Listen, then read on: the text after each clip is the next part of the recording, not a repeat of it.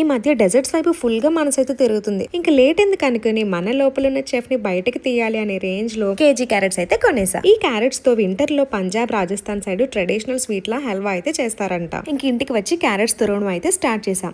5 నిమిషాల్లో నా చేతుల పని అయిపోయింది. అప్పుడు డౌట్ వచ్చింది, నేను స్వీట్ చేస్తున్నాను లేక జిమ్ వర్కౌట్ చేస్తున్నానా అని. చాలా మంది ఈజీ రూట్ ఎంచుకొని కుక్కర్ లో చేస్తారు, కానీ ఓపికతో చేసే పనికి వాల్యూ ఉంటుంది కదా. ఎందుకంటే వంటలో పేషెన్స్ తో పాటు కొంచెం ప్రేమ కూడా ఉండాలి. అప్పుడే టేస్ట్ డబుల్ అవుతుంది. అది వంటకి కాదు, ఏ పనైనా అంతే. ఏమంటారు మీరు? కామెంట్ చేయండి. క్యారెట్ తురిమాక పాన్ లో గీ వేసుకుని మనకి నచ్చిన డ్రై ఫ్రూట్స్ ఫ్రై చేసి పక్కన పెట్టాలి. అదే పాన్ లో తురుముకున్న క్యారెట్ వేసుకుని కొంచెం వేగాక వేడి పాలు పోసి బాగా ఉడకనివ్వాలి. ఇది దగ్గర అయ్యాక షుగర్ లేదా బెల్లం వేసుకోండి. మనకి హెల్త్ మీద ప్రేమ ఎక్కువ కాబట్టి బెల్లం వేసుకుంటున్నా. బెల్లం కరిగాక వాటర్ రిలీజ్ అవుతుంది. అది మళ్ళీ దగ్గర అయ్యే వరకు వెయిట్ చేసి లాస్ట్ లో ఇలాచీ పౌడర్, డ్రై ఫ్రూట్స్ వేసి కొంచెం గీ యాడ్ చేసి గార్నిష్ చేస్తే simple and tasty gajar halwa ready.